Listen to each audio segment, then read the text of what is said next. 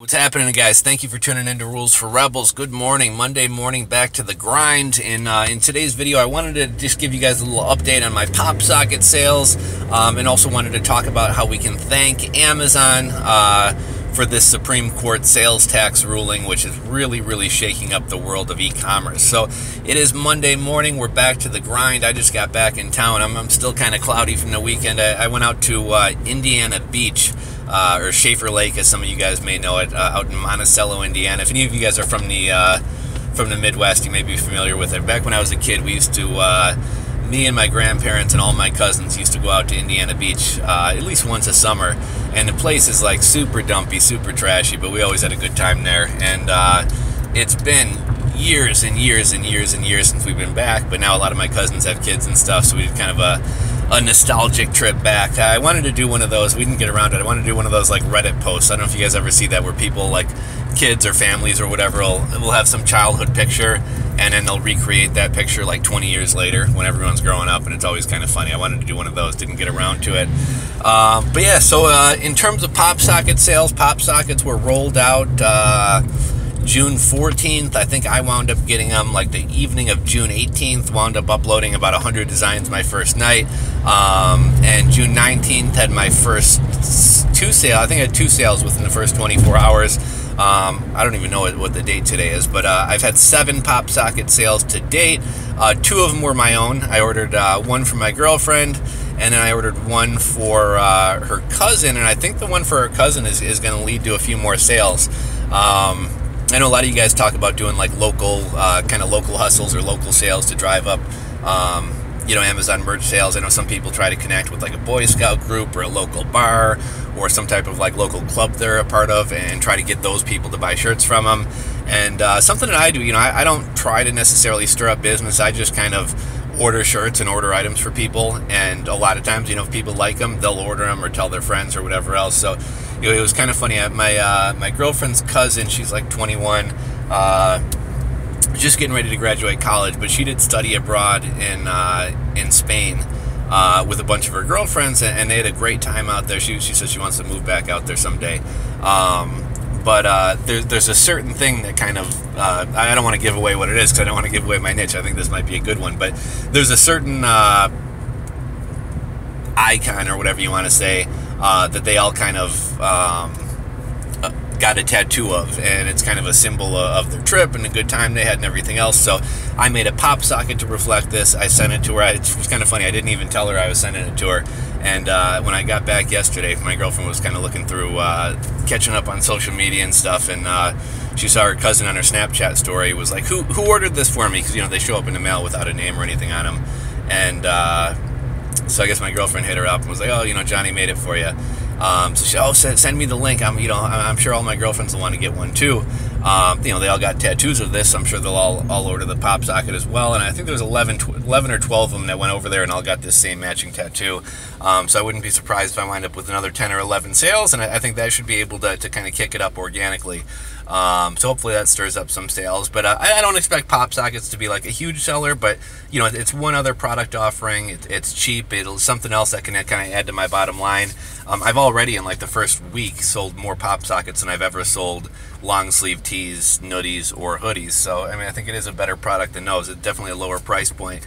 And then lastly, just kind of a random kind of rambling blog this morning. Lastly, in terms of this whole Supreme Court internet sales tax ruling thing, so Amazon's been lobbying heavy since 2013, if not even earlier, to get this passed. Now, here's one thing that kind of annoys me about like Amazon, as well as like and bigger companies, as well as like entrepreneurs and things like that, is I think of like Mark Cuban and Warren Buffett and people like this as well. You notice all these guys, they're kind of rebels. They're against the system. They're kind of bucking the system. They're innovators. And then as soon as they get rich, it's kind of like, well, fuck everybody else. I got mine. I got my money. I got where I want to be. So now we can change the rules and make them less favorable for everybody else. I'll give you guys an example. Mark Cuban's a guy who's like, we need to raise taxes on businesses. We need more regulation. We need this. We need that. Well, Mark Cuban, when you were kind of stirring up the world of streaming and starting the world of streaming with that, whatever his streaming basketball game system, I forget what the name of that company was, you know, he was all about bucking the system and being an innovator and being kind of a rebel and things. And then once he becomes like uber rich and things like that, now he's, you know, a big...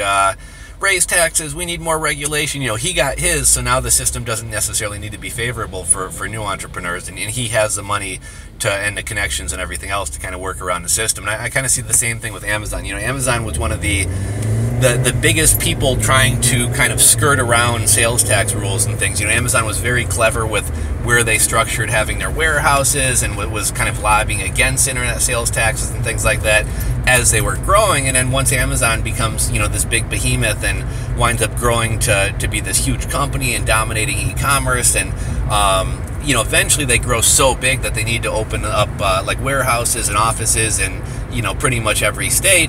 And well, you know, yeah, I guess now we do have a presence in every state. So, you know, now I guess we should bring in the internet sales tax rules. Now, I think Amazon wants it for and this is at least going back to 2013, if not earlier. Amazon was spending, you know, millions of dollars, and then in later years, tens of millions of dollars, lobbying to have this internet Sales Tax Fairness Act or whatever it is passed. And, you know, Amazon's thinking is if they have to pay sales tax, they want everyone else to pay sales tax, and they want it to be kind of a level playing field, so to speak.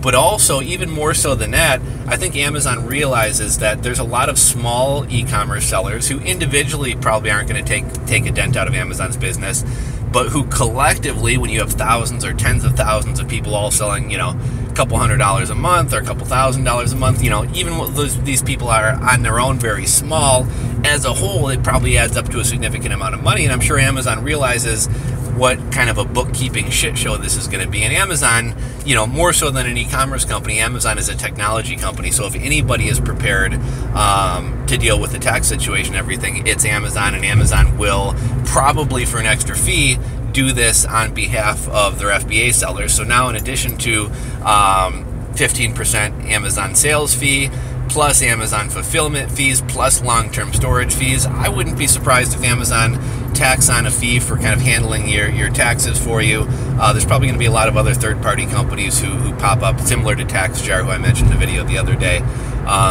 doing similar things. But I'm sure Amazon realizes that for like a lot of small, you know, mom and pop businesses, small e-commerce businesses, Etsy sellers, eBay sellers, etc., people who run little Shopify stores, I'm sure Amazon realizes that a lot of small sellers are either intimidated by this or just don't feel it's worth even continuing their business and having to deal with these headaches, so they're just going to close up shop. So it gets rid of competition, and it kind of levels the playing field for Amazon. There's a lot of companies who are kind of lobbying for this. I know Best Buy was one. I think Walmart was another one. So what'll be really interesting to see is I think the coming months will be very telling for what the landscape of these new sales tax rules for states are going to look like. So South Dakota is kind of the model so far. So what they say is if you have over $100,000 in our state, or if you do over 200 sales in our state, you now have to collect sales tax on our behalf. Now, one thing I don't really understand is, let's say I do 205 sales in the state of North Dakota. Am I only responsible for collecting taxes on those 5 that go over the 200, or is it now retroactively being applied to the first 200 plus the other 5? There's just a lot of like little kind of weird questions like that that I think are going to pop up. But it'll be really telling. So I think North Dakota is going to be kind of the model. I think we'll see a lot of other states follow in North Dakota's footsteps and do something similar, like maybe a threshold, like sellers under this threshold don't have to deal with the tax thing. Another interesting thing is, like, one thing I see a lot of people saying is like, oh, eBay will just handle it for me. Oh, Amazon will just handle it for me. Oh, Shopify will just handle it for me. Everyone's kind of relying on somebody else handling. Like, oh, I guess it's not that big of a deal. Somebody will figure it out for me. Like, as an entrepreneur, when a problem comes up, it's really on you to figure it out. Like, I think it's a bad plan to sit back and think like, oh, PayPal will handle this for me. Oh, eBay will handle this for me. You know, so it'll be interesting to see how all this pans out. It'll be interesting to see how aggressively other states start enforcing policies and what their policies are going to look like. And I think a lot of people are also looking to Congress to see if they're going to try to come up with kind of some more uniform way of doing this. Because I suppose if you use a software like TaxJar, or maybe Amazon probably will, might handle this stuff for you. But otherwise, like, you're going to have to register for either reseller certificates or tax IDs in 50 different states. All these states have different filing deadlines. I mean, it's really just going to be a huge shit show. So like I mentioned in the video the other day, I think it would be cool if Congress or the federal government kind of overrid all this. And I'm all about states' rights and stuff, but I think it would be cool if they overrode all this and was like, look, there's just going to be like a 7% or 5%, whatever it is, across the board kind of national tax on e-commerce. We'll collect it all and we'll remit it to all the states. So at least at that point, I mean, I'm sure nobody is a fan of that, but at least at that point, we're dealing with one entity or one organization, one filing. We pay them, and then they divvy it up to all the states. But yeah, the next couple months will be very telling in terms of how states plan on rolling out their own, legislation and laws and framework for collecting online sales taxes. But as we always say, Amazon is not your friend. Amazon did help me sell those pop sockets and is bringing a little bit of money for me through the Amazon merch program. At the end of the day, Amazon's going to do what's best for Amazon. Amazon doesn't care about you. Amazon doesn't care about me. And I suppose we shouldn't expect them to, right? Amazon's really only responsibility or thought is to the shareholders and making more money for the shareholders. So if that means screwing over or fucking over the competition who are small time sellers, that's what Amazon's supposed to do. That's what a public company is supposed to do. So like I said, I was away for the weekend. I didn't get to really read up too much on this. I think I had one of the earlier YouTube videos talking about this. And I'll link to, I have two videos that I made on Friday before I headed out of town. One was about the internet sales tax ruling, and then the other one was about how this could be kind of a boost for cryptocurrency, since before skipping out on 2% or 3% merchant processing transactions probably wasn't enough to sway people. But if you take a city like Chicago that has like a 10.25% sales tax, and then you slap on another 3%, I mean, potentially you could avoid 13.25% in fees and taxes by using crypto and just kind of not telling anyone about it. So I think this maybe could be a boost to cryptocurrency. We'll see, but I'll link to those videos below. I've noticed in the past day or two since I've gotten back, a lot of articles on Engadget or Gizmodo or some of these other tech sites and stuff have popped up. I'm pulling up to Dunkin' Donuts. I gotta go, but yeah, we'll follow up on this a little bit more, and I'll catch you guys later.